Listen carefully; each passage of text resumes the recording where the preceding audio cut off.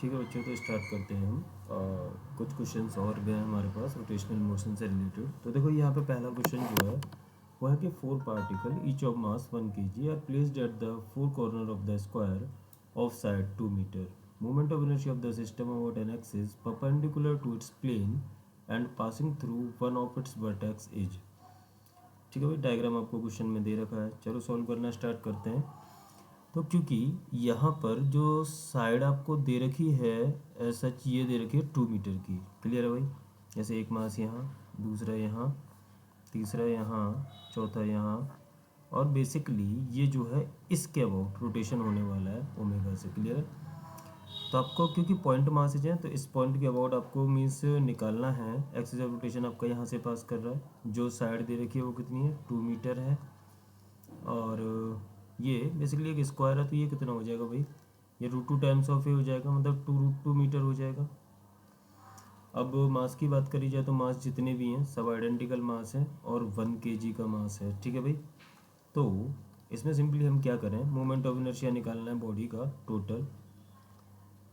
तो ये आपका हो जाने वाला है, पहले इसका लिख देते हैं। तो ये हो जाएगा आपका 1 मल्टीप्लाइड विद दूरी का स्क्वायर 2 का स्क्वायर प्लस इसका लिखते हैं 1 इंटू 2√2 इसकी दूरी और इसका स्क्वायर प्लस इसका लिख देते हैं। तो ये हो गया 1 इंटू 2 का होल स्क्वायर। तो इसको सॉल्व करोगे तो ये हो गया 4। इसकी बात करी जाए तो 8 प्लस 4 कितना आ गया? How much? 8 plus 8 16 kg metre square. Next question देखते हैं।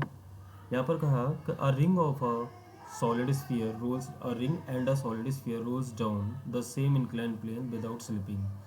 दे start from rest. The radius of both bodies are identical and the ratio of their kinetic energies is 7/x। अगर मैं देखो रोलिंग के केस में टोटल काइनेटिक एनर्जी की आप लोगों से बात करूँ तो वो होती है के रोटेशनल प्लस के ट्रांसलेशनल। अगर रोटेशनल की बात करूँ तो ये हो जाती है आपकी हाफ ऑफ CMR² प्लस इसकी बात करी जाए V आएगा CMB²। इसकी बात करी जाए तो MB²। क्लियर है?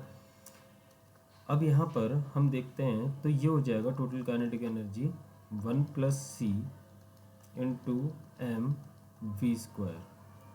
ठीक है भाई? तो C की वैल्यू की देखो बात करें फॉर रिंग, जो C होता है वो आपका कितना होता है भाई? 1 होता है। फॉर सॉलिड स्फीयर जो C होता है आपका वो कितना होता है? 2/5 होता है। क्लियर है? ये सब चीज़ें यहाँ पर पुट कर दो। तो आपको रेशियो पूछा था कि the ratio of the kinetic energy. तो kinetic energy of ring upon kinetic energy of solid sphere, ये कितना हो जाएगा? 1 plus C of ring that is 1 + 1, क्योंकि बाकी तो सब कैंसिल आउट हो जाने वाला है। तो ये हो गया आपका 1 + 1 डिवाइडेड बाई 1 + 2/5। इसको जब सिंप्लीफाई आप करोगे तो ये हो गया आपका 2 डिवाइड बाई इसको करोगे तो ये हो गया 7/5 और देखोगे तो ये हो गया आपका 10/7। The radius of both bodies are identical. हमने रिंग और सॉलिड स्फीयर कर लिया। They start from rest. तो यहाँ पर हमें ये तो इन्होंने बोला ही नहीं है कि जो रेशियो है मतलब किसके रेस्पेक्ट में। तो आई होप ये जो दे रखा होगा वो आपको के सॉलिड स्फीयर अपॉन के रिंग दे रखा होगा। तो ये कुछ 7/10 आना चाहिए था। तो यहाँ से x की वैल्यू जो है वो कितनी हो जाएगी? 10 हो जाएगी। ठीक है, क्योंकि यहाँ पर उन्होंने मेंशन नहीं कर रखा है। क्लियर है? नेक्स्ट चलते हैं। यहाँ इस क्वेश्चन में बोला कि a body of mass 5 kg moving with a uniform speed of 3√2 metre per second in XY plane along the line. देखो एक XY प्लेन है और यहाँ पर एक बॉडी जो है वो क्या कर रही है? मूव कर रही है अलोंग द लाइन। अगर इस लाइन को मैं ड्रॉ करना चाहूँ y = x + 4, तो यहाँ पर देखो कोऑर्डिनेट देख लो, वैसे पता चल जाएगा। स्लोप जो 1 का है और जो y इंटरसेप्ट है वो 4 का है। ठीक है भाई? तो ये लाइन कुछ ऐसी बनेगी, मतलब एक ऑब्जेक्ट जो है वो इस लाइन के अलोंग जा रहा है। अब बोला कि जो मास है वो आपका है 5 kg का और ये इस लाइन के अलोंग जा रहा है with velocity 3√2 metre per second. तो आप क्या करोगे? आपको पूछा था ऑरिजिन के अबाउट एंगुलर मोमेंटम कितना होगा। तो ओरिजिन के अबाउट अगर आपको एंगुलर मोमेंटम पूछा तो आप परपेंडिकुलर दूरी सीधी निकालना चाहोगे ओरिजिन के अबाउट। क्यों भाई? क्योंकि देखो एंगुलर मोमेंटम का जो फॉर्मूला होता है ट्रांसलेशनल मोशन में वो होता है m into r vector cross b vector. ठीक है भाई। और इसको अगर आप थोड़ा सा इसका एप्लीकेशन जानते हो तो ये आप ऐसे लिख सकते हो I m r perpendicular into b. ठीक है। तो परपेंडिकुलर दूरी बेसिकली अगर ये हमें पता चल जाए कैसे भी, ठीक है, इसको मैं बोल देता हूँ कुछ एल, या फिर एल क्यों बोलना है, आर परपेंडिकुलर बोल देते हैं सीधा। तो आर परपेंडिकुलर निकालने के लिए देखो हमारे पास फॉर्मूला होता है मैथमेटिक्स की इक्वेशन जैसे ये दे रखी है, तो इसको पहले मैं लिख देता हूँ x minus Y plus 4।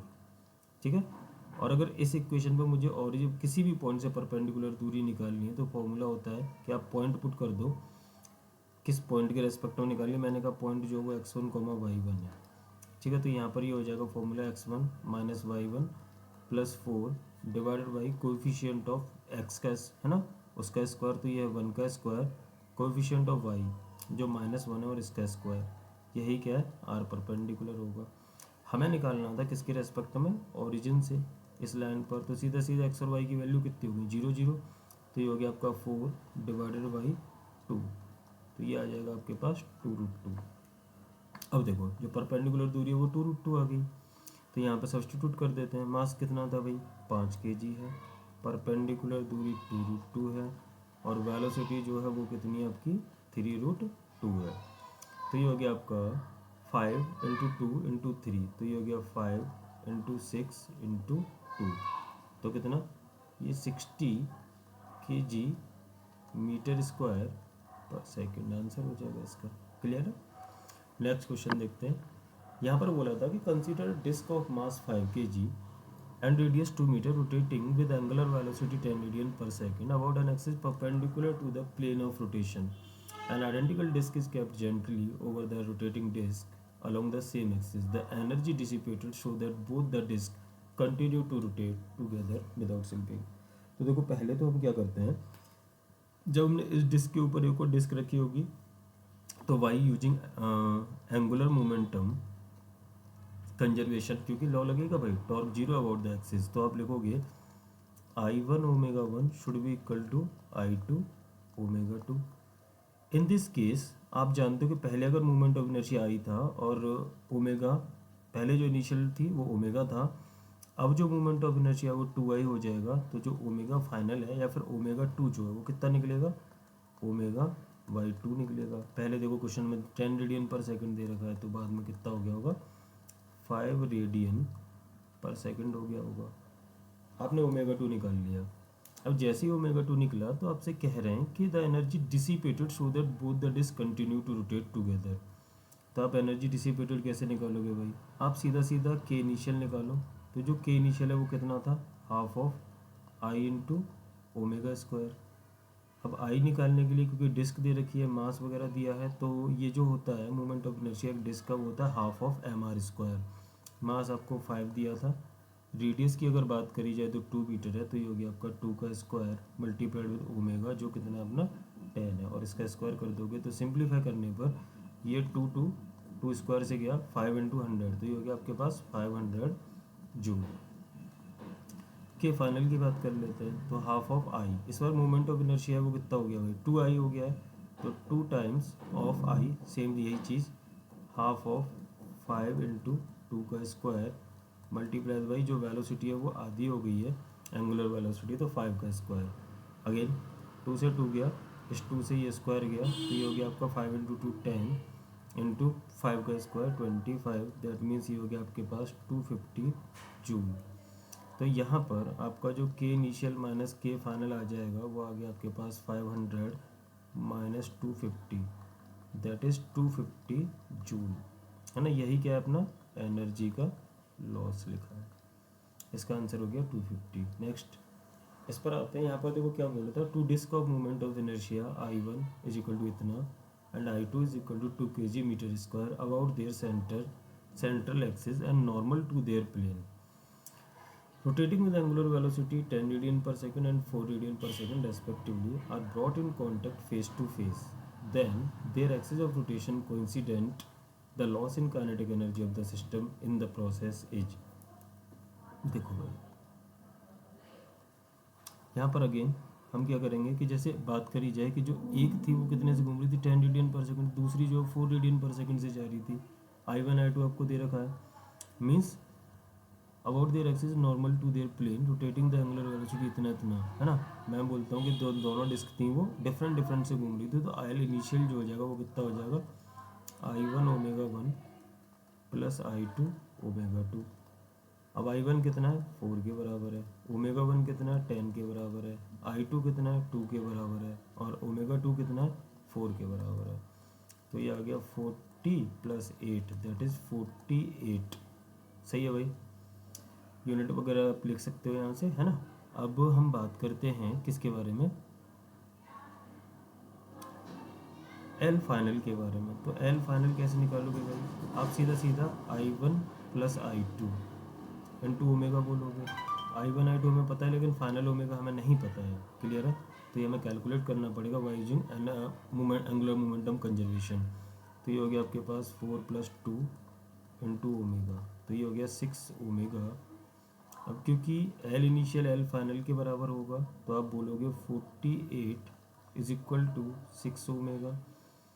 Then omega कितना आ गया आपके पास 8 रेडियन पर सेकंड आ गया, क्लियर है। इन्होंने हमसे पूछा था लॉस इन काइनेटिक एनर्जी, तो हमें क्या करना पड़ेगा, पहले इनिशियल काइनेटिक एनर्जी निकालनी पड़ेगी। तो पहले half of I1 omega 1 square plus half of I2 into omega 2 square. तो हाफ ऑफ कितना हो जाएगा भाई I1, ये आपको दे रखा है 4, और जो वेलोसिटी दे रखी है वो 10 दे रखी है, और इसका square plus half of I2 कितना है 2 है, और ओमेगा कितना है 4, इसका स्क्वायर। तो ये हो गया आपका 2 इंटू 100, तो 200 प्लस 2 से 2 गया 16, ये हो गया आपके पास 216 जूल।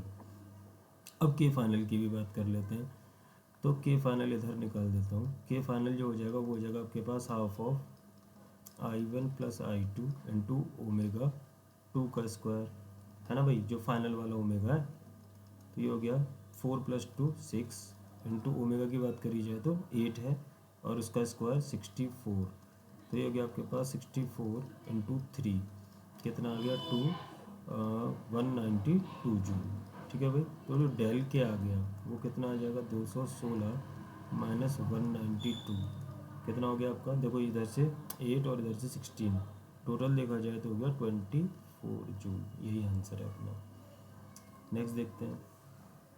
यहाँ पर बोला कि two identical spheres each of mass 2 kg and radius 50 centimetre are fixed at the end of a light rod show that separation between the centre is 150, मतलब एक मास या दूसरा मास, इनके बीच का सेपरेशन जो है वो कितना दिया है 150 सेंटीमीटर दिया है।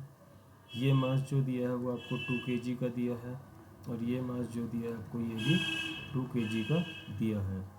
अब कह रहे हैं the movement of inertia of the system over the axis perpendicular to the rod and passing through the middle, है ना भाई।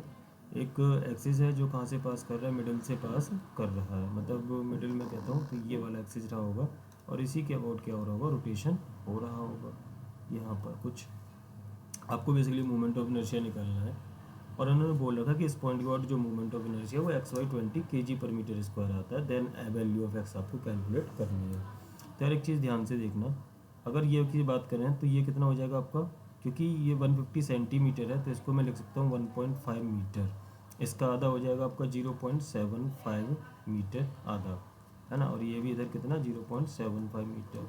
तो ये आसान सा क्वेश्चन बन गया, सीधा सीधा मूवमेंट ऑफ इनर्शिया, क्योंकि ये पॉइंट मास बॉडीज़ है, ठीक है। कि इनकी रेडियस दे रखी है क्या क्वेश्चन में, हाँ कोई रेडियस अज्यूम नहीं करी, तो हम ना पॉइंट मास बॉडीज़ कंसीडर कर लेंगे। तो मूवमेंट ऑफ इनर्शिया जो हो जाएगा वो कितना होने वाला भाई इनके लिए, तो सीधा सीधा ये हो जाएगा आपके पास m इंटू एल का स्क्वायर। अब एल कितना है, यही तो एल है 0.75, और इसमें मल्टीप्लाई कर दो 2, तो ये टोटल मूवमेंट ऑफ इनर्शिया हो गया भाई, बोलो।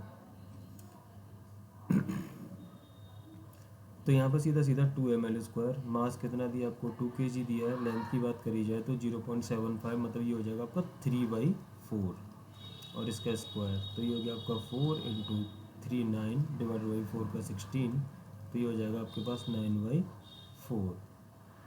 अब यहाँ पर बोला है कि XY 20 निकालना, तो यहाँ 5 से मल्टीप्लाई और यहाँ भी 5 से मल्टीप्लाई कर दिया, तो ये हो गया आपके पास 45/20। तो यहाँ से जो x आ गया वो कितना आ गया आपके पास 45 आ गया। नेक्स्ट चलते हैं। यहाँ पर कह रहे हैं कि a cylinder is rolling down on an incline plane of inclination 60 degree, its acceleration during the rolling down will be x upon root three where x is equal to. ये आसान सा क्वेश्चन है। जो एक्सेलरेशन होता है वो कितना होता है भाई इंक्लाइन प्लेन पर, कोई बॉडी रोल कर रही है तो जी साइन थीटा 1+c के बराबर होता है। और यहाँ पर ये सिलेंडर दिया आपको, सिलेंडर मतलब सॉलिड सिलेंडर ही रहा होगा तो सी की वैल्यू 1/2 हो जाएगी। तो जो एक्सेलरेशन है वो कितना हो जाएगा आपके पास 2/3 जी साइन थीटा, और इवन थीटा भी दे रखा है आपको 60 डिग्री। तो इसको और सिंप्लीफाई कर लेते हैं, 2/3 इंटू रूट 3/2 इंटू जी। तो जो एक्सेलरेशन हो गया आपके पास वो हो गया 2/√3 इंटू 10, है ना। तो 20/√3।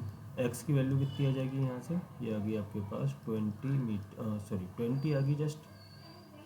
नेक्स्ट क्वेश्चन देखते हैं। यहाँ पर बोला था अ body of mass small m is projected with speed u making an angle of 45 degree, मतलब जैसे ग्राउंड है और यहाँ से एक बॉडी को प्रोजेक्ट किया गया u वेलोसिटी से, और यहाँ पर जो एंगल बना रही है वो कितना बना रही है 45 डिग्री का। कह रहे हैं angular momentum of the body about the point of projection at the highest point. तो देखो जो प्रोजेक्शन होगा वो कुछ ऐसे ऐसे ऐसे होगा, मीन्स यहाँ पर मुझे निकालना है। तो यहाँ पर जो वेलोसिटी होती है वो कितनी होती है, तो ये रहेगी आपकी u cos 45, ठीक है भाई। और क्योंकि इस पॉइंट के अबाउट आपको निकालना है तो इस पॉइंट से इसकी परपेंडिकुलर दूरी वेलोसिटी की है ना, तो ये क्या है, यही तो है। और ये सीधा सीधा आपकी एच मैक्स के बराबर है, क्योंकि मैं जानता हूँ एंगुलर मोमेंटम जो होता है वो होता है आपका m r perpendicular into b. Translational motion के केस में ये होता है। मास देखो कितना दे रखा है भाई, एम के जी ही दे रखा है। आर परपेंडिकुलर की बात करी जाए तो ये चीज़ होगी एच मैक्स, जो कितना होता है आपका you square sine square theta, that means theta कितना 45 divided by you square sine square theta upon 2g multiplied with velocity, जो किसके बराबर है आपकी u cos 45 के बराबर है। सिंप्लीफाई करोगे तो ये आ जाएगा आपका M U Q divided by G, और जो मल्टीप्लाई होगा इसमें देखो यहाँ से साइन 1/2 और ये 1/√2, ठीक है, और ये 2, तो ये हो जाएगा आपका 1/2 1/2 1/4 हो गया 1/√2, तो 1/4√2 हो गया। अगर इसमें √2 से मल्टीप्लाई डिवाइड कर दिया जाए, क्योंकि जो हमें फॉर्मेट दे रखा है हमें उसी में कन्वर्ट करना रहेगा, तो ये हो गया आपका 8 आ जाएगा नीचे, है ना। तो √2 mu³ डिवाइडेड बाई 8g हो जाएगा। तो जैसा इन्होंने ये हमें दे रखा था तो यहाँ पर जो x की वैल्यू है वो कितनी होगी 8 होगी। नेक्स्ट क्वेश्चन देखते हैं। यहाँ पर बोला था कि a ball of mass 0.5 kg is attached to a string of length 50 centimetre, the ball is rotated on a horizontal circular path. जैसे यहाँ पे इन्होंने एक बॉल ली जिसका मास हमें दिया है वो दिया है आपको 0.5 kg, और इसकी जो लेंथ दे रखी है वो दे रखी है आपको 50 सेंटीमीटर, या फिर इसको सीधा सीधा बोलते हैं 0.5 मीटर। इस पॉइंट के अबाउट ये रोटेट हो रही है with N angular velocity omega. तो यहाँ पर angular velocity I hope they रखी है क्या, अच्छा वही तो कैलकुलेट करनी है। हमें दे रखा है कि जो रस्सी है वो जो टेंशन सस्टेन कर सकती है वो है अपना 400 न्यूटन के बराबर। तो सिंपल सी बात है, हम यहाँ पर क्या लगा देंगे भाई m omega square r centrifugal force. तो डेफिनेटली अगर इस रस्सी को हमें बिना तोड़े है ना इसको मतलब सर्कुलर मोशन परफॉर्म कराना है, तो मैं कहूँगा कि जो टेंशन है it is always maximum tension, सीधा सीधा मैं बोल देता हूँ एम ओमेगा स्क्वायर आर के बराबर होनी चाहिए।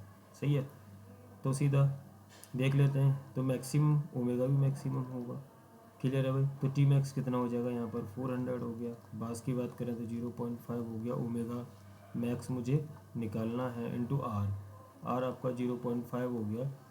तो जो ओमेगा मैक्स आ जाएगा वो आ जाएगा square root of 200 upon 0.5 into 0.5, तो ये होगा 20 अपॉन 0.5।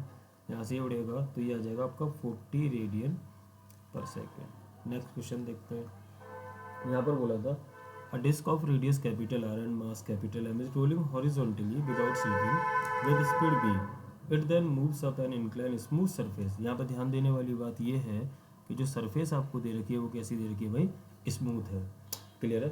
तो है ना maximum height that the disc can go up. अब एक चीज़ बताना, जब ये इस पर ऊपर यहाँ पहुंची तो इसकी जो रोटेशनल काइनेटिक एनर्जी है वो जीरो नहीं हुई होगी, क्लियर है।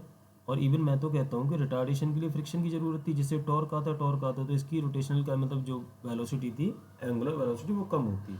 लेकिन क्योंकि सरफेस स्मूथ है, सरफेस जब स्मूथ है तो रोटेशनल काइनेटिक एनर्जी तो एज इट इज़ जो थी वो वैसी ही रह जाएगी। तो मैं जो एनर्जी है ना, मतलब बेसिकली कि चेंज इन काइनेटिक एनर्जी जो है चेंज इन पोटेंशियल एनर्जी के बराबर लगाऊंगा, तो सीधा सीधा ये बोला जा सकता है कि भैया कौन सी एनर्जी चेंज हुई है। तो आप बोलोगे कि भैया ट्रांसलेशनल काइनेटिक एनर्जी चेंज हुई है। मैंने कहा पहले कितनी थी, हाफ एम बी स्क्वायर रही होगी, बाद में कितनी, जीरो हो गई होगी, है ना। तो ये और क्या, पहले वो ग्राउंड पर था लेकिन अब उसने क्या किया, एच हाइट उसने गेन कर गया, दैट मीन्स एच। अगर बात करिए यहाँ पर तो वेलोसिटी उन्होंने दे रखी है कि v ही थी without slipping with speed v, तो यहाँ से जो h आपका आ जाएगा अच्छा वो कितना आ जाएगा, ये आ जाएगा v स्क्वायर अपॉन 2g के बराबर। सिंपल, इतना ही था। इसमें देखते हैं, यहाँ पे बोला था कि a solid sphere is rotating about an axis P Q, if the radius of the sphere is 5 centimetre then its radius of gyration about point P Q. Radius of gyration चाहिए अबाउट पॉइंट पी क्यू। तो simple सी बात है कि एक solid sphere है और ये जो है वो रोटेट कर रहा है। If the radius of sphere is 5 centimetre, जो स्फीयर की रेडियस हमें दी है वो 5 सेंटीमीटर दी रखी है। तो देखो आप क्या करने वाले हो, जो रेडियस गायरेशन होता है बेसिकली, तो वो होता है अपना अंडर रूट ऑफ के इंटू आर के बराबर। अब एक चीज़, लेकिन यहाँ पर ये क्या है, रेडियस ऑफ स्फीयर है, बट ये कांस्टेंट टर्म होता है। चलो पहले इसको थोड़ा सिंप्लीफाई कर लेते हैं, क्योंकि यहाँ पर थोड़ा उन्होंने एक्सिस भी डिफरेंट कर रखा है। तो पहले हम मोमेंट ऑफ इनर्शिया निकालते हैं अबाउट पी। तो मैंने पहले कहा कि moment of inertia about the centre of मास जो होगा वो होगा आपका 2/5 एम आर स्क्वायर, ये होगा भाई सेंटर ऑफ मास के अबाउट। तो ये हो गया 2/5, एम की वैल्यू दी नहीं रखी, और अगर इसको सेंटीमीटर में ही निकालना है तो इसको सेंटीमीटर में ही रहने देता हूँ। तो ये हो गया आपके पास 10 एम के बराबर, ठीक है भाई, के जी सेंटीमीटर स्क्वायर या फिर ग्राम सेंटीमीटर स्क्वायर। मैंने एम का जिम किया था, मैंने के जी में मान रखा, कोई बात नहीं। अब मैं पैरेलल एक्सिस थ्योरम लगाता हूँ कि आई पी क्यू जो होगा वो होगा आपका I centre of mass plus M into D square. ठीक है, सेपरेशन जो 10 सेंटीमीटर दे रखा है ये आपके पास है 10 एम, और इसकी बात करें तो एम इंटू जो दूरी दे रखी है वो कितनी दे रखी है, डी 10 दे रखा है, इसका स्क्वायर। ये हो गया आपके पास 100 एम, तो ये हो गया 110 एम, है ना भाई, आई पी क्यू। और अब रेडियस ऑफ गायरेशन निकालना है, तो रेडियस ऑफ गायरेशन होता क्या है, ये होता है आपके पास M into capital R square. अब इस फॉर्मेट में इस चीज़ को कन्वर्ट करना है, तो ये कैसे, देखो स्मॉल एम कर दो, एम स्मॉल एम है तो इसको करना है, तो जो आर आ जाएगा वो कितना आ गया भाई, अंडर रूट ऑफ 110 सेंटीमीटर। तो यहाँ पे एक्स की वैल्यू कितनी आ गई, 110। सही है, नेक्स्ट क्वेश्चन देखते हैं। इस क्वेश्चन में बोला था uniform solid cylinder with radius r and length l has movement of inertia I1 about the axis of cylinder. चलो भाई बना लेते हैं एक। जैसे यहाँ पर आपने एक सिलेंडर कंसीडर किया, इन्होंने बोला था कि इसकी जो रेडियस है ये कितनी है, आर है, और इसकी जो लेंथ है वो कितनी है, एल है। इवन कैपिटल एल दे रखी है, तो इसको हम यहाँ पर कर देते हैं कैपिटल एल। अब आगे देखो, has movement of inertia I1 about the axis of the cylinder, about the axis of the cylinder movement of inertia है, तो कितना भाई, इसके अबाउट, तो ये सीधा हो जाएगा आपका m are square by 2। Solid cylinder है तो डेफिनेटली डिस्क जैसे ही होगा, एम आर स्क्वायर बाई 2 हो गया। अब क्या बोला कि a concentric solid cylinder of radius R by 2 and length L by 2, ये तो सॉलिड था। अब हम कॉन्सेंट्रिक की भी बात कर लेते हैं। एक कॉन्सेंट्रिक सॉलिड सिलेंडर है, ये कॉन्सेंट्रिक वाला है।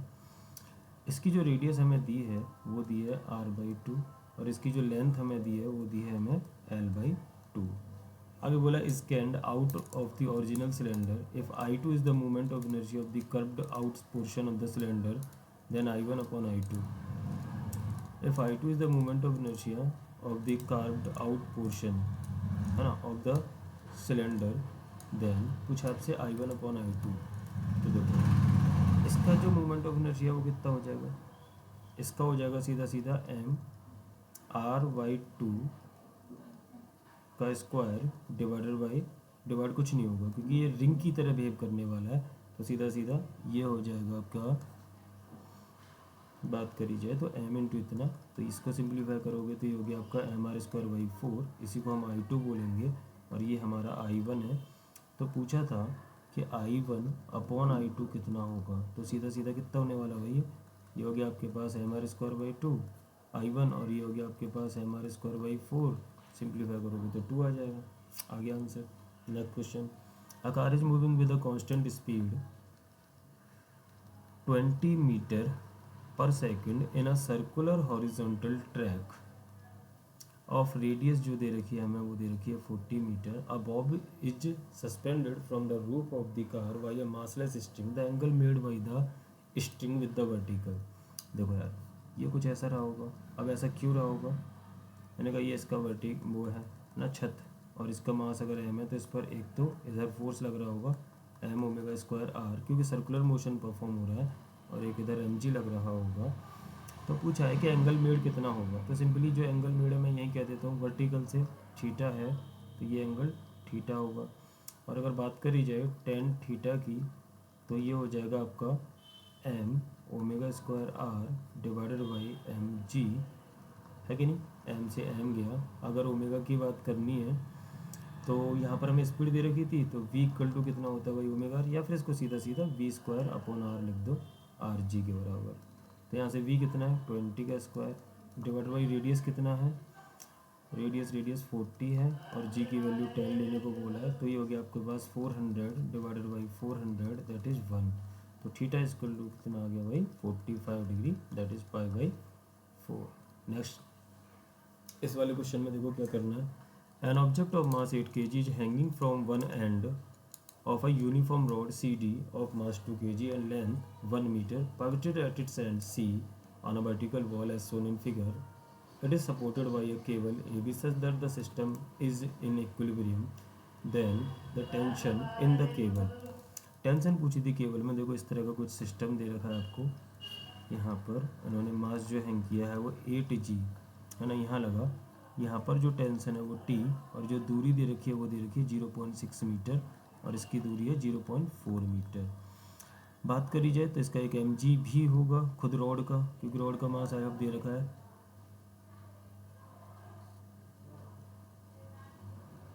हाँ, रॉड ऑफ मास 2 kg, तो ये जो है 2 kg लगेगा, मतलब 2g, और इसकी अगर बात करें तो कितनी दूरी पर होगा ये 0.5 मीटर की दूरी पर होगी। सेंटर मास तो सेंटर पर लाई करेगा ना गुरु, 1 मीटर की रॉड है तो 0.5 मीटर पर होगा।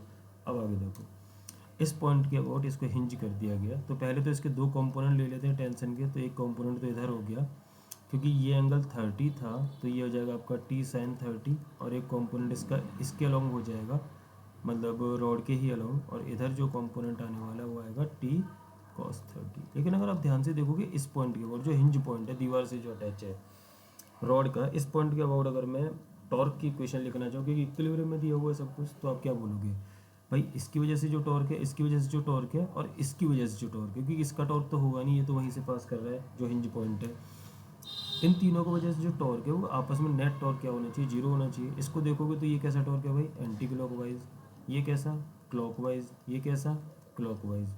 तो सीधा सीधा बोल दो कि भैया नेट टॉर्क जीरो होने का मतलब कि all clockwise should be equal to anti clockwise torque. तो इसका टॉर्क की अगर बात करो और दिस पॉइंट, इस पॉइंट को पी बोल देते हैं, तो ये हो जाएगा आपका 2g इंटू दूरी कितनी है भाई इसकी 0.5 है, प्लस 8g, इसकी दूरी कितनी है आपकी 1 है, इज इक्वल टू टेंशन, मतलब t sin 30, और इसकी दूरी की अगर बात करें तो कितनी है 0.6 है। बस यहाँ से निकल आएगा टेंशन। g की वैल्यू को उन्होंने बोला 10 ले लो, तो ये हो गया आपका 10 प्लस 8 इंटू 10 80, और t sin 32 इंटू ये है आपका 0.6, तो ये हो गया आपके पास 0.3, 90 डिवाइडेड बाई 0.3, ये गया ये इधर, ये गया 300। तो यहाँ से जो टेंशन आ गई वो कितनी आ गई 300 न्यूटन के बराबर आ गई। नेक्स्ट क्वेश्चन, यहाँ पर बोला कि ICM is the moment of inertia of a circular disc about an axis passing through its centre and perpendicular to the plane of the disc. IAB is its moment of inertia about an axis AB perpendicular to the plane and parallel to the axis CM at a distance of, मतलब parallel axis theorem लगानी, और यहाँ पे जो separation दिया दोनों axis के बीच में वो कितना दिया है 2/3r दिया है। कह रहे हैं कि where R is the radius of the disc then the ratio of I A B and I C M is x by 9। तो पहले तो आई सेंटर ऑफ मास के अबाउट भाई जो होगा ये, और इवन सर्कुलर डिस्क दे रखी है तो ये हो जाएगा आपका half of M are square.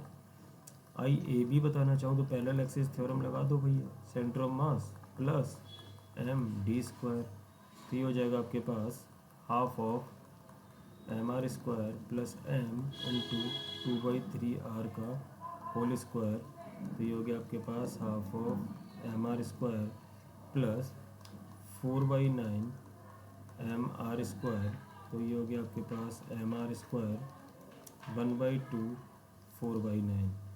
तो इसको जब आप सिंप्लीफाई करोगे तो कितना हो गया ये 2 इधर है ना 18 एलसीएम आ जाएगा, तो 9 plus 8 divided by 18 M are square, simplify करने पर कितना आ गया 17/18 एम आर स्क्वायर।